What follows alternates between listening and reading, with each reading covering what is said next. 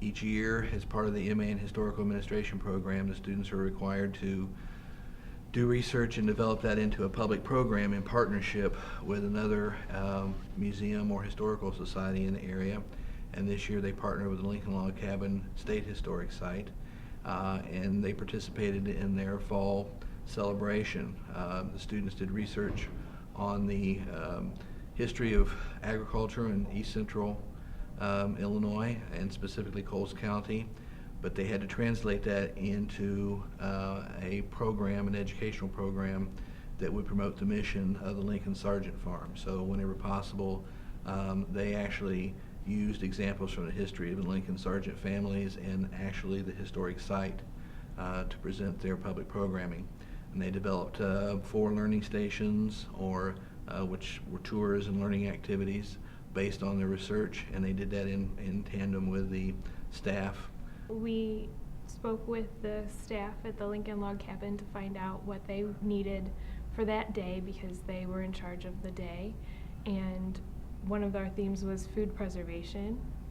We took the vegetables that we had harvested that day and we did stringing of beans and peppers, and we also packed the carrots and potatoes in the straw and in the crates to show the visitors the process of food preservation in the 19th century.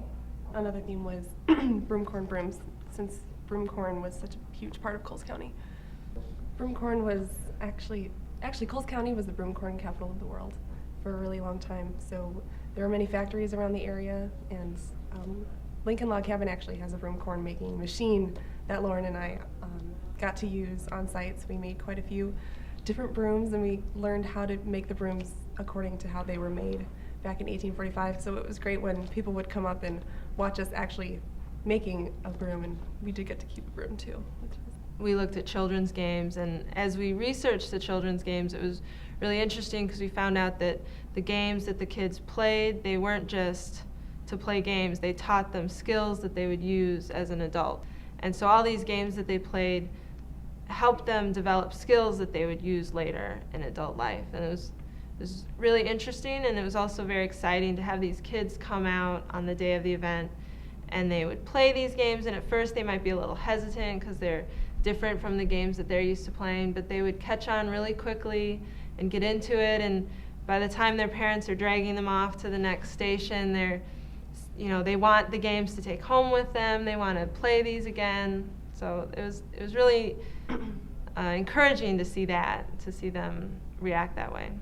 Most of them are destined to have careers in museums and historical societies, and most of the work there will be team work. It will be project oriented, largely anonymous, and so they'll be working in groups, whether they're educators, curators, exhibit planners, designers. It's usually done in a team environment. So in that respect, it's only an academic exercise in the sense that we require that we make you do it.